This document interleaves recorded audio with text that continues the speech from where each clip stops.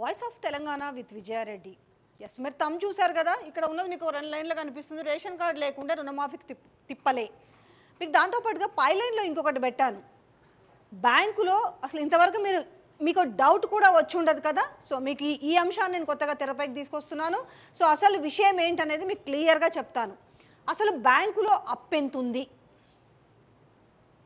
నిజంగానే ఈరోజు రుణమాఫీ పైన, ఎందుకంటే పదే పదే అంటే రుణమాఫీ ఈరోజు ఎందుకు చర్చలోకి వచ్చింది, చూసి మీకు కూడా బోర్ రావచ్చు. కాకపోతే ఇంతవరకు దీనిపైన ఎట్లాంటి ఒక క్లారిటీ కానీ, ఒక స్పష్టమైన ఎజెండా కానీ, ఒక గైడ్లైన్స్ ఏం జారీ చేస్తున్నాం అనేది ఇప్పటికీ ఒక్కసారి కూడా, అంటే మేము ఎలాంటి శషబిషలు లేకుండా మేము రుణమాఫీ చేస్తామని చెప్తున్నారు. ఎట్ ఎ టైప్ లీకులు కూడా ఇస్తున్నారు. ఓకే, చేయొచ్చు. మీరు ఏం చెప్పారు, 2018 నుంచి 2023 డిసెంబర్ వరకు తెచ్చుకున్న లోన్లను చేస్తామని చెప్పారు. కానీ మీరు ఆ రోజు ఏం చెప్పిండ్రు, జనాలు అడుగుతున్నారు అదే.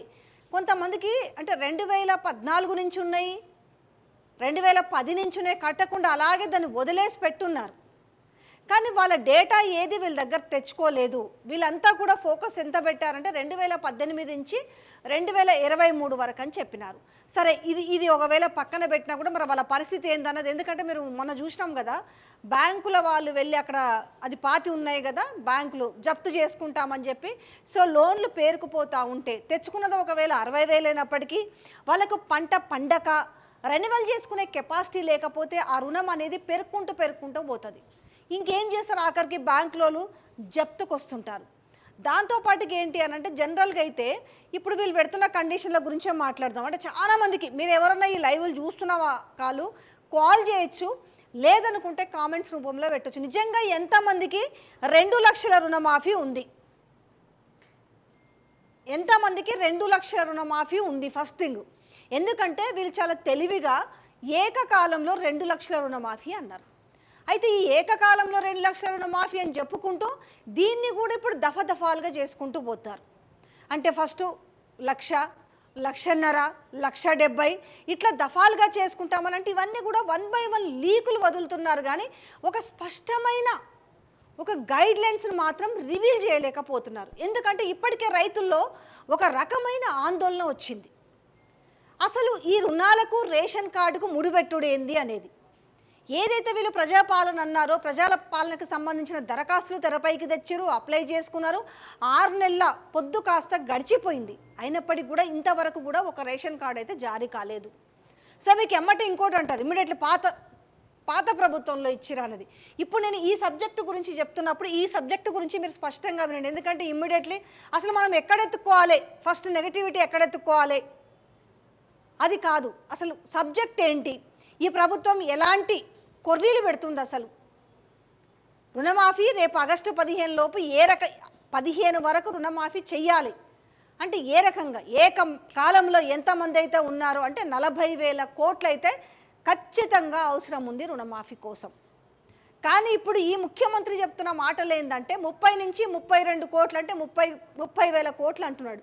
ఈ 30,000 కోట్లే అయితే మరి మిగతా 10,000 కోట్లు ఎంతమంది రైతులు ఎగిరిపోతారు, అసలు ఎవరు ఎగిరిపోతారు, ఈ రుణమాఫీకి ఎవరు అర్హులు? అసలు మీరు చెప్పిందల్లా ఒకటే, 2018 నుంచి 2023 ఆ డిసెంబర్ టు ఈ డిసెంబర్ అని చెప్పారు.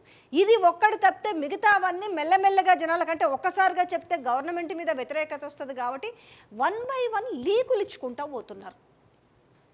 ఆ లీకులను చూసుకొని పాపం ఏంది, ఎంతమంది అయితే రుణాలు తెచ్చుకుర్రో అంతమంది కూడా ఆందోళన పడుతున్నారు. అసలు మాకు అవుతుందా కాదా? ఇప్పుడు వాళ్ళు మళ్ళీ బ్యాంకుల దగ్గరకు పోయి చూసుకుంటారు. అందరికీ కూడా ఫోన్లలో ఉండదు కదా, మేము ఎప్పుడు తెచ్చుకున్నాం, అసలు 18లో తెచ్చుకున్నామా, 19లో తెచ్చుకున్నామా, లేకపోతే 17లో తెచ్చుకున్నామా. సో ఈ ఒకవేళ 14 నుంచి 17 వరకు ఎన్ని రుణాలు ఉన్నాయి, ఆ డేటాకు సంబంధించిన విషయాన్ని కూడా బయట పెట్టట్లేదు. పోనీ 2 లక్షల మంది, ఇప్పుడు 2 లక్షల మంది చెప్తారు కదా, అసలు ఆ 2 లక్షల రుణానికి సంబంధించి ఎంతమంది ఉన్నారు? పోనీ 1,00,000 మంది ఉన్నారా, 2 లక్షల మంది ఉన్నారా? జనరల్గా 2 లక్షల రుణమాఫీ అనేది చిన్న సన్న రైతులకి రాదు, సన్నకారు రైతులు అంటాం కదా, వీళ్ళందరికీ కూడా దాదాపుగా 3 ఎకరాలు, 4 ఎకరాలు, 5 ఎకరాలు. అయితే ప్రజలు కూడా ఆనాడు ఏమన్నారు, రైతు బంధు అసలు 100 ఎకరాలకు ఎందుకు అనేసి దాని మీద ఒక భిన్నాభిప్రాయాలు వచ్చినాయి. అరే మాకు ఎకరమే ఉంటే మాకు గింతే వచ్చింది, 20 ఎకరాలకు అంత వచ్చింది, 50 ఉన్నోనికి ఇంత వచ్చింది అనేసి సో వాళ్ళు ఒక వ్యతిరేకత వ్యక్తం చేశారు. అయితే ఇప్పుడు ఈ రుణమాఫీ విషయంలో కూడా ఏందనంటే ఒక సాచ్యురేషన్ తీసుకురాబోతున్నారు, ఒక నిబంధన తీసుకురావాలనుకుంటున్నారు. ఏంటి ఆ నిబంధన అంటే 5 ఎకరాల వరకు ఉన్న వాళ్ళకి సో రేషన్ కార్డు ఎప్పుడైతే లింక్ పెడతారో ఈ రేషన్ కార్డు లింక్ పెట్టేసరికి రేషన్ కార్డు ఎవరికి వస్తుంది, ఎన్ని ఎకరాల భూమి ఉంటే రేషన్ కార్డు వస్తుంది, రేషన్ కార్డు ఉన్న ప్రతి ఒక్కరికి తెలుసు. 4 ఎకరాల పైచీలకు 5 ఎకరాల లోపు ఉన్న వాళ్ళకే రేషన్ కార్డు వస్తుంది.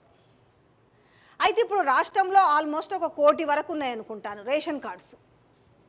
ఈ రేషన్ కార్డ్స్ల సంఖ్య పెరగాలి, ఇంకా అర్హులకి రావాలి. ఇప్పుడు ఎవరెవరైతే ఈ రేషన్ని కన్జ్యూమ్ చేయట్లేదో వాళ్ళందరినీ కూడా ఇందులో నుంచి తీసేసి ఎవరికైతే ఇప్పుడు అత్యవసరంగా రేషన్ కార్డు కావాలో ఇమ్మీడియట్లీ జారీ చేస్తామనేసి ఒక హడావుడి చేసిరు. ప్రభుత్వం అధికారం చేపట్టగానే ఒక హడావుడి చేసిరు, సమీక్ష చేసిరు, రేషన్ కార్డులు అన్నారు. సో మేము కూడా రేషన్ కార్డుల నుంచి మస్తు వార్తలు కూడా చెప్పినాం. సో ఇంతవరకు ఒక్క రేషన్ కార్డు అన్న ఎవరికన్నా వచ్చిందా, వస్తే నాకు కామెంట్ రూపంలో కానీ, లేదు అనంటే మీరు కాల్ కూడా చేయొచ్చు. అయితే ఇప్పుడు ఈ రేషన్ కార్డులకి ముడిపెడితే ఇప్పుడు ఈ రేషన్ కార్డుకి రుణం లింక్, ఈ రేషన్ కార్డుకి రుణం లింకు చేస్తే ఎంతమందికి వస్తుంది అనేది మీరు ఒకసారి అంటే మీరు దానికి అర్హులా కాదా కూడా లెక్కేసుకోవచ్చు. అసలు నిజంగా మీకు బ్యాంకులో ఎంత అప్పు ఉంది, ఎంతమందికి 2 లక్షల రూపాయల అప్పు ఉంది, 50 ఉందా, 60 ఉందా, 70 ఉందా? ఎందుకంటే 2 లక్షల వెనుక ఎంత స్కామ్ ఉంది. వీళ్ళ 2 లక్షల రుణమాఫీ చేస్తామని చెప్పి తూతూ మంత్రంగా రేపు ఆగస్టు 15 లోపు కనుక స్టార్ట్ చేసి మళ్ళీ విడతల వారిగా అంటున్నారు. ఆ రోజు ఏమన్నారు, శతభిషాలు లేకుండా ఇప్పుడు కూడా రుణమాఫీ చేస్తామని చెప్తారు అనుకుంటూనే లెక్కలు. అంతేకాకుండా ఏదైతే ఇప్పుడు మోడీ పైసలు అంటే బాగా అర్థమవుతుంది, ఇది కిసాన్ కింద వస్తాయి కదా, రైతుకి సంబంధించినవి సంవత్సరానికి 6,000 వస్తాయి కదా కిసాన్ యోజన పథకం కింద. ఏవైతే ఈ 6,000 రూపాయలు ఉన్నదో ఇంతకు ముందు అయితే 36 లక్షల మందికి వస్తుండే. అది తెలంగాణ రాష్ట్రంలో అంటే 3 విడతలుగా ఇచ్చేవాళ్ళు, 2,000 2,000 2,000 3 విడతలుగా ఇచ్చేవారు. ఇప్పుడు చూసుకుంటే అది కాస్త ఏమైందనంటే అది కూడా 36 నుంచి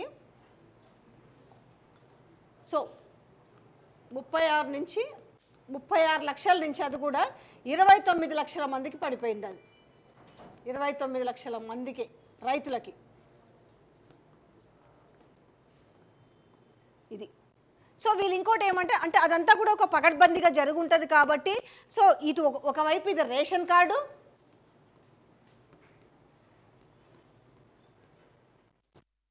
మరొక వైపు ఈ కిసాన్ యోజన పథకం ఉంది కదా,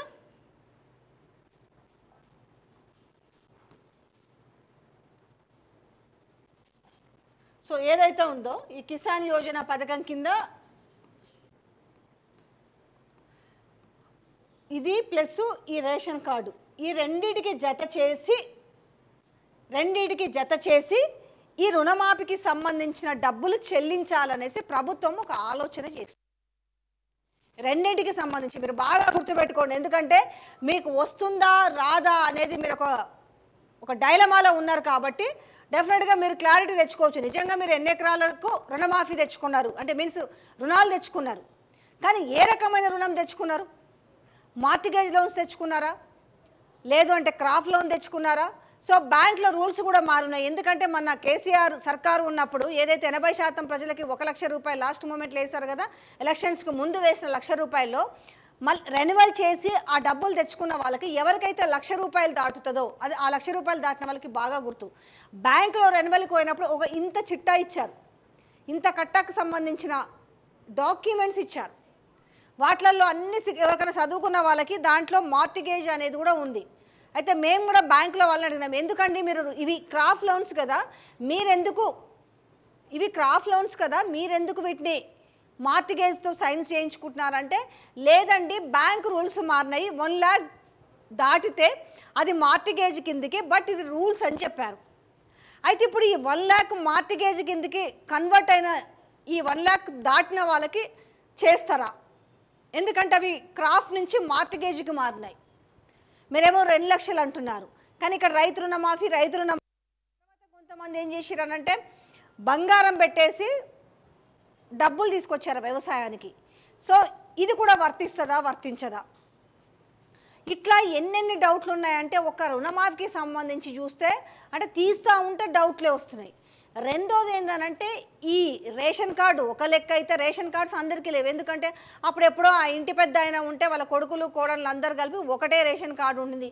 తర్వాత ఇద్దరు కొడుకులు ఉంటే ఇద్దరు కొడుకులు పెళ్ళిళ్ళై వారు వేరు వారికి వేరు వ్యవసాయం ఉండి వాళ్ళు తండ్రి తెచ్చుకొని ఇద్దరు కొడుకులు లోన్లు తెచ్చుకుంటే ఒకటికి రేషన్ కార్డు ఉంటే మరి ఈ మిగతా ఇద్దరు కొడుకులకు సంబంధించి ఒకవేళ వాళ్ళకు కూడా బ్యాంకులో ఖచ్చితంగా క్రాప్ లోన్ ఉంటుంది కాబట్టి రేషన్ కార్డు ఉంటేనే మరి ఈ రుణమాఫీ అన్నప్పుడు అప్పుడు ఎట్లా వర్తిస్తుంది?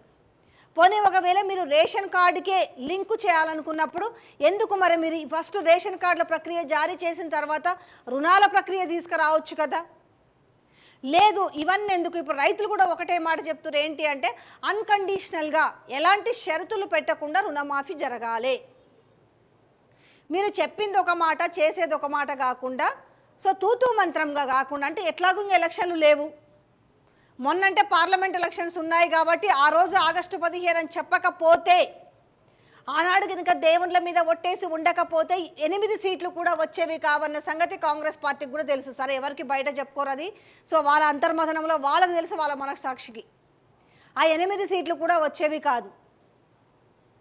64 సీట్లు వచ్చి మీరు 8 సీట్లకే పరిమితం అయ్యారనంటే మీరు ఇంకా తెలంగాణ ప్రజలు మీ వైపు ఉన్నారని అనుకుంటున్నారు. కానీ 64 సీట్లు వచ్చి 8 సీట్లు మీకు వస్తే కనీసంగా మా మీద ఎంత వ్యతిరేకత ఉందంటే మీరు ఎంతసేపు లెక్కలు వేసుకుంటారు. మేము ఓడిపోవడానికి కారణము బీఆర్ఎస్ వై బీజేపీకి మద్దతు ఇచ్చింది,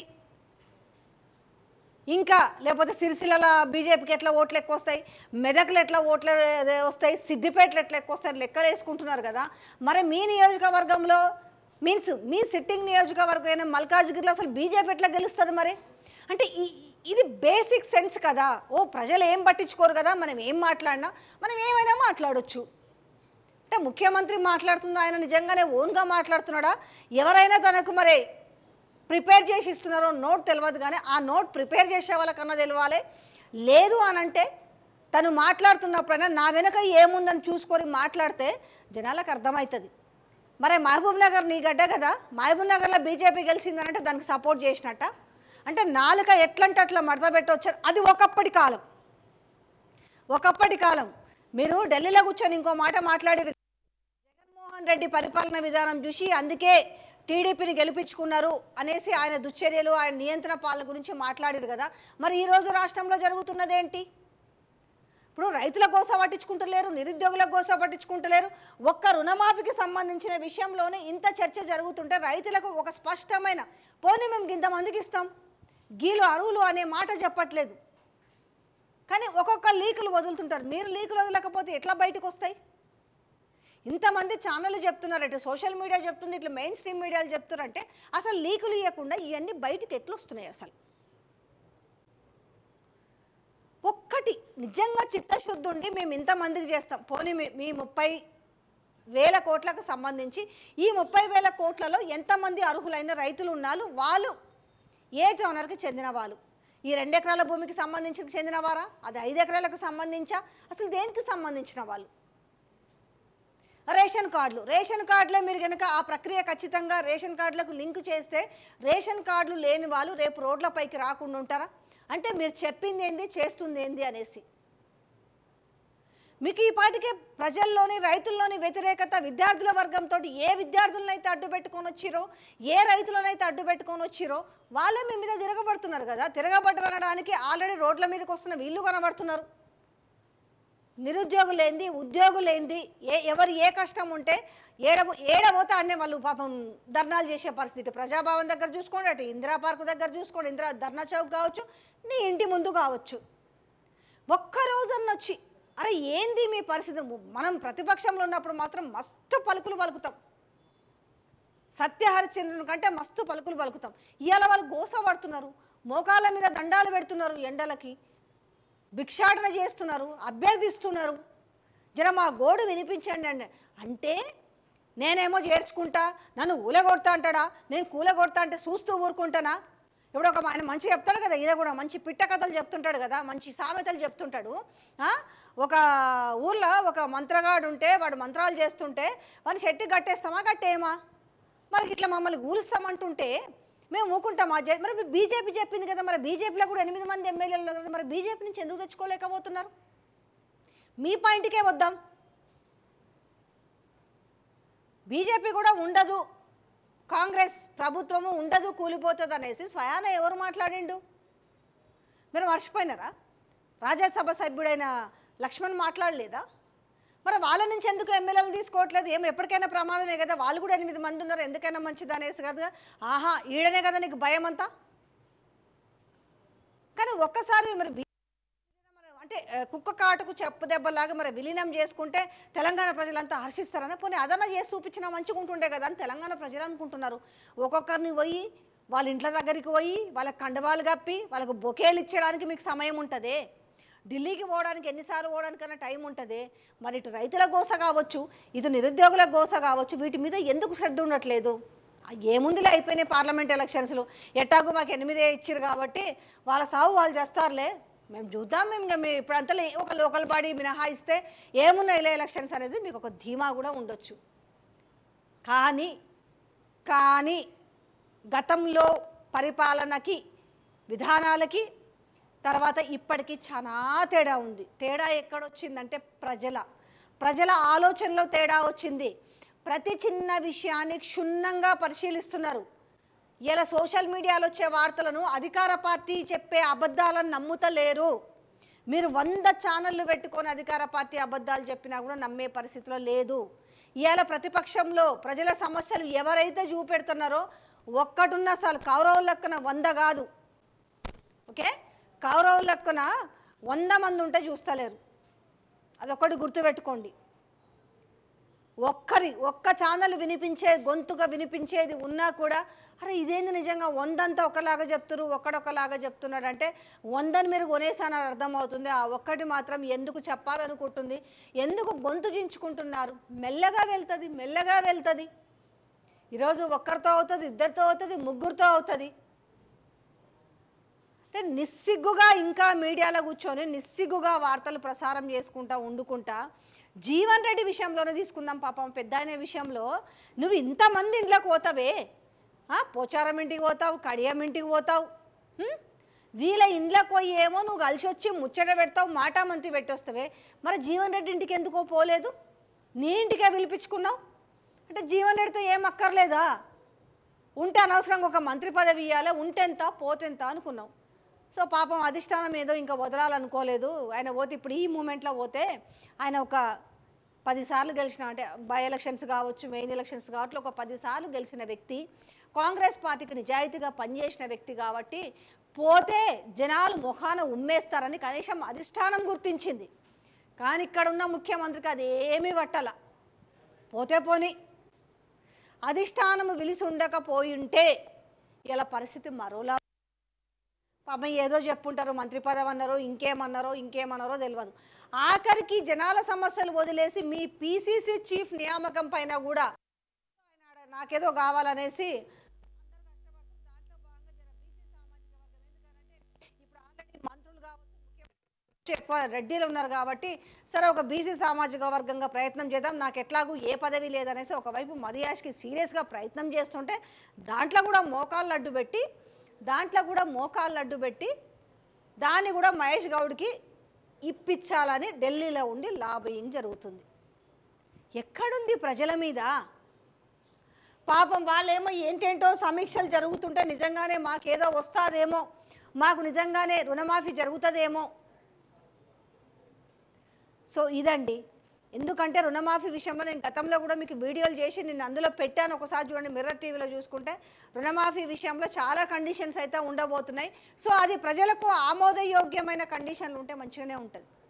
నిజమే, మీరు 5 ఎకరాల వాళ్ళకి ఇవ్వాలనుకుంటున్నారా, నిజంగానే రేషన్ కార్డు లింక్ పెట్టాలనుకుంటున్నారా, ఒకసారి ప్రజలకు ముందుకు వెళ్ళండి.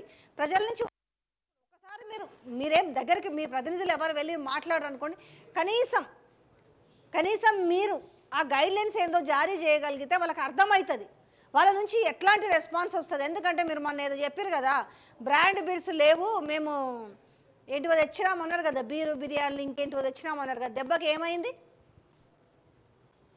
తెలంగాణలో ఏమైంది? దెబ్బకు వ్యతిరేకత వస్తే ఆయన తప్పుకున్నాడు, చల్లగా నాకేం సంబంధం లేదు అనేసి ఆయన ఎవరు దానికి ఆ శాఖకు సంబంధించిన మంత్రి తప్పుకున్నాడు. దాని తర్వాత ఏమైందో ఏమో, మొత్తానికైతే దాన్ని కొంచెం హోల్డ్లో అట్లా ఉంటుంది అంటున్న తెలంగాణ ప్రజలతోటి. మీకు తెలియంది కాదనుకుంటా, కానీ అట్లా ఉంటుంది. మీరు తీసుకున్న నిర్ణయం అంటే చెప్పిన దానికి మీరు తీసుకున్న నిర్ణయం మరొకలాగా ఉంటే పరిస్థితులు ఏ రకంగా ఉంటాయి అనేది మనం తెలంగాణ ప్రజల్ని తక్కువ అంచనా వేయడానికి లేదు. ఇప్పుడు విద్యార్థులు చూస్తున్నారు కదా, ఉద్యమకారులను చూస్తున్నారు కదా, అసలు వాళ్ళు శృతి మించి మాట్లాడుతున్నారు. ఎందుకు? ఎంత ఆవేదన వచ్చి ఉంటే మాట్లాడుతున్నారు. ఉంటే ఉండు, ఊడితే ఊడు. ఇంకా నేను కొన్నే చెప్పగలుగుతున్నా, కానీ నీ ఉద్యోగం ఎట్లా ఊడగొట్టాలి అనేసి మాట్లాడుతున్న నేపథ్యం మీరేమెంతసేపు బీఆర్ఎస్ దింపుతుంది అని మీరు అనుకుంటే, అక్కడ ఉద్యమకారులు నిరుద్యోగులు అందరూ కూడా జమ అయినరు కదా. మాకు ఉద్యోగాలు లేకుంటే నీ ఉద్యోగం ఊడగొడతామని చెప్తున్నారు కదా. సో ఏముంటుంది? అహం నెత్తికెక్కించుకుంటే ఏముంటుంది? భస్మం అయిపోతాం. ఎంతసేపు పాలనని గాడి తప్పించడానికి ఇంకా వాళ్ళేమో అసలు మనం చూద్దాం ఈ నాటకం ఎంతకాలం జరుగుతుందో, ఈ భాగవతం ఎంతకాలం జరుగుతుందో, ఈ సీఎం ఎంతకాలం ఎగిరెగిరి పడతాడో అన్నట్టుగా. సో అందులో సీనియర్లు కూడా మిన్నకుండిపోయారు. చూద్దాం, ఆయన చెప్పిండు కదా మాటలు, ఇప్పుడు తెచ్చుకుంటుంత, రేపు తెచ్చుకుంటుంత, ఇప్పుడు తెచ్చుకుంటుంత, ఉరికి తెచ్చుకోరు 2 లక్షలు అని చెప్పిండు కదా. చూద్దాం ఆయన ఏ రకంగా చేస్తాడో అనుకుంటూ వాళ్ళు గమ్మునున్నారు.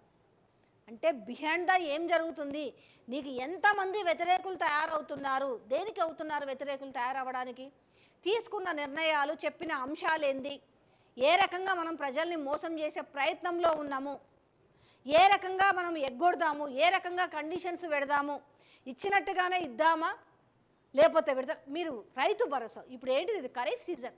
ఇప్పుడు మీరు టైంకి ఇచ్చిన వాళ్ళు ఇవ్వాలి. కనీసం రైతు భరోసా గురించి ఒక్కరన్నా మాట్లాడుతున్న వాళ్ళు ఎవరన్నా ఉన్నారా? అంత రుణమాఫీ మీదనే కాన్సన్ట్రేట్ చేసే విధంగా వార్తలు నడుస్తున్న నేపథ్యం. అసలు భరోసా పక్కన పెట్టాడ, రైతు బంధు కూడా దిక్కు లేదు కదా. మంచిగా సందట్లో సడేమియలాగా ఒక నెల కేసీఆర్ ఇచ్చి ఆ పెన్షన్ కూడా ఒక నెల ఎగ్గొట్టిరు. పాపం ఇంకా చేస్తుండొచ్చు అనేది ఏడో ఒక కొంత కొనుపిరిలాగా కొంత కొస ఆశ ఉంది వాళ్ళకి. చేయకపోతారా, మా కడుపులు కొడతారా, మా పైసలు అయితే తినరు కదా అనేసి పాపం వాళ్ళు ఇంకా అనుకుంటున్నారు. పాపం పెద్దోళ్ళు ఆడ దివ్యాంగులకు అంతే.